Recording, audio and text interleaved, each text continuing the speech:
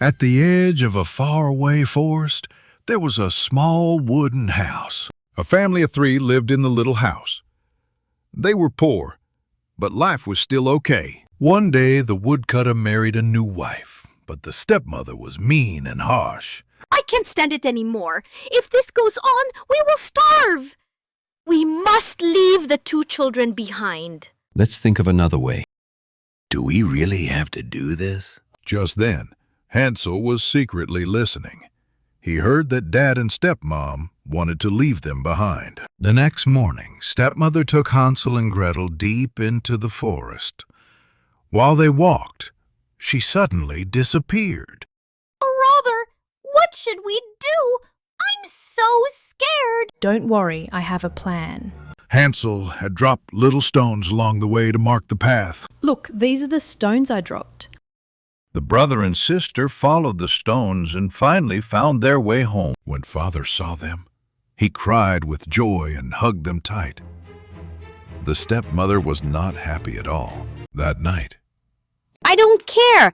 Tomorrow, I will leave them in the forest again. the woodcutter and the stepmother had a big fight. The next morning, without Father knowing, Stepmother secretly took the children deep into the forest again. Brother, what should we do? I'm scared. Don't worry, I have a plan. This time, I dropped breadcrumbs. Look! When they reached deep into the forest, Hansel looked for the crumbs, but birds and animals had eaten them. Oh no! The breadcrumbs are gone! The siblings spent the night outside in the wild. What should we do? We can't go home anymore. When the woodcutter found out the children were left in the forest, he felt very sorry and blamed himself. Get out of my house. The woodcutter told the stepmother to leave. The next morning, the forest was full of fog. The siblings were cold and hungry. Suddenly, they smelled something delicious. They followed the smell and saw a glowing house far away in the mist. Mother, it's a house made of candy. They stood in front of the house, amazed. The candy house was beautiful. There were lollipop trees and cupcakes outside. They were so hungry that they ate the frosted toast from the window. Just then, the candy house door opened. It was a kind-looking old lady. Who has come to my house? That night, the old lady gave the children lots of food. After eating, the children went to bed happily. The next morning, the children woke up and found themselves locked in a cage. Why are we locked in a cage? The old lady was actually a witch who ate people. Eat more. Get fat and chubby. Then I will eat you, The witch had bad eyes. Every day she told Hansel to stick out his finger so she could feel if he was getting fatter. Why did you eat so much and still not get fat? Actually, Hansel gave her a chicken bone every day instead of his finger. It's been months. Still not fat. Never mind. I'll cook you tomorrow. The next day, the witch started boiling water in a big pot. The witch, with poor eyesight, asked Gretel to add firewood. While the witch wasn't looking, Gretel pushed her into the pot. The brother and sister were finally free. They hugged and cried. They found that the candy house had not just candy, but lots of treasure. With this money, Dad will never have to chop wood again! Hansel and Gretel finally went back to the little house. Their father hugged them tight. From then on, the family lived happily ever after.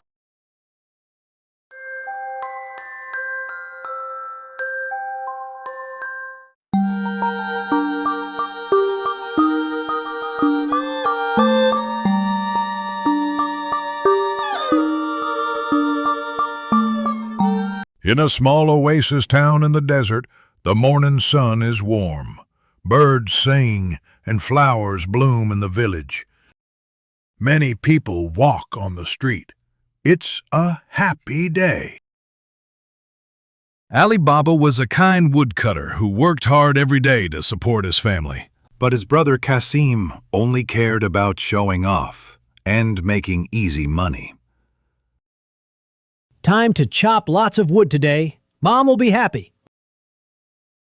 Alibaba and his donkey sang a happy song together. Look at all these shiny things! Why chop wood when I can look rich? Look at me! This decoration makes me look awesome! In the forest, sunlight shines through the trees. The robbers ride in fast on their horses. Alibaba stays very still behind the tree. His heart is beating fast. He and his donkey are hiding quietly in the trees and bushes nearby. Open, Sesame. Suddenly, the big rock cracks open. Golden light shines from the cave. The robber boss and all the robbers walk quietly into the shining cave. Alibaba hides near the cave. He waits and watches, holding his breath. Wow! A talking stone door? Alibaba waited for a long time. Then the robbers came out of the cave. Then he said, "Close, Sesame," and the big rock closed again. When the robbers were gone, Alibaba walked to the big rock. He stood still and said, Open, Sesame. The stone door rumbled with a big noise, then opened slowly. The cave was full of glowing light, and the wind whispered from deep inside. Alibaba slowly walked into the twisting cave. It was deep, dark, and full of secrets. The light was so bright it made Alibaba cover his eyes. Then he looked and saw a mountain of gold and jewels. Alibaba smiled. He had a smart idea. I only need a little. If I take too much, they might find out. Alibaba and his donkey took just one bag of gold. That was enough. They smiled and went home together. That night, while Alibaba was hiding the gold at home, his brother Casim was spying on him from the shadows. Casim was jealous. He grabbed Alibaba and said, "Tell me where the gold came from!" Alibaba felt sad and scared. But he had to tell the truth, so he told Casim everything. Casim smiled with greed. "Now it's my turn," he said, and he ran to the cave, alone. Casim stood tall in front of the giant rock and called out, "Open, Sesame!" Casim stepped into the deep cave. He followed the same path his brother had taken. Casim couldn't believe his eyes. The cave was full of shining gold and sparkling jewels. Casim grabbed handfuls of gold coins and stuffed them into his bags. He was very greedy. Casim had too much gold. He tried to lift the bags, but they were just too heavy. With gold bags all around him, Casim grinned. "Soon I'll be the richest man in town," he said happily. Casim walked to the cave door, ready to go home, but it was shut. Casim felt scared and confused. He forgot the secret words and yelled, Open puppy! but nothing happened. Open chocolate! But nothing happened. Open marshmallow! But nothing happened. The big stone door didn't open at all. Casim looked up. Someone was entering the cave, and it wasn't Alibaba. The robbers rushed in and shouted, "Who's in our cave?" They were furious. Casim's heart pounded. He didn't know where to go. He ran through the cave in fear. Casim tried to run, but it was no use. The robbers tied him tightly to a post. "How did you get inside our cave?" the robbers yelled. Casim was too afraid to lie. He told them everything about Alibaba. With angry faces, the robbers rode off toward the village. They were looking for Alibaba. Quietly, the robbers marked the door. We'll come back when it's dark, one of them whispered. Morgana, the smart servant of Alibaba, saw something strange on the door. She told Alibaba about the strange mark on the door. Morgiana had a clever plan.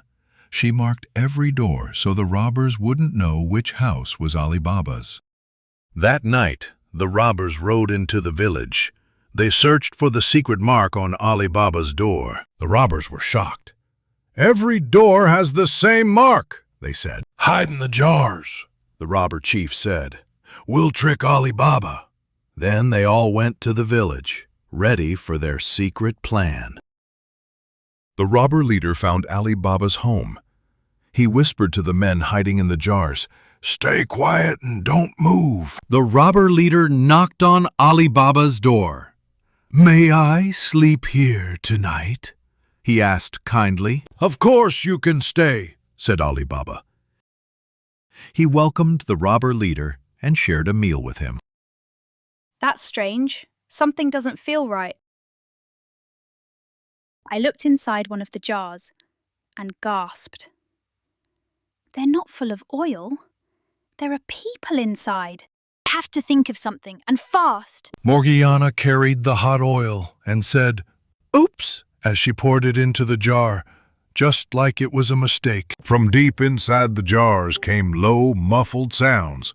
The robbers were trying hard not to make a noise. Smart Morgiana pretended to call soldiers and scared the bandits away. Terrified, the robbers in the jars leapt out, covered their heads, and ran out of the village as fast as they could. When the robber leader realized all his men were gone, he panicked. Without saying a word, he ran away from the village. Alibaba stood in front of the cave. He said, "Open, Sesame!" And the giant door slowly rumbled open. Alibaba found Casim tied up inside. He quickly untied the ropes and helped his brother escape. Alibaba and Casim held each other tight. Tears ran down their faces as they cried with joy. Side by side, Alibaba and Casim walked out of the cave into the sunlight. From that day on, Casim was no longer greedy. He was polite, thankful, and kind to everyone. Since that day, they all lived a happy and peaceful life together.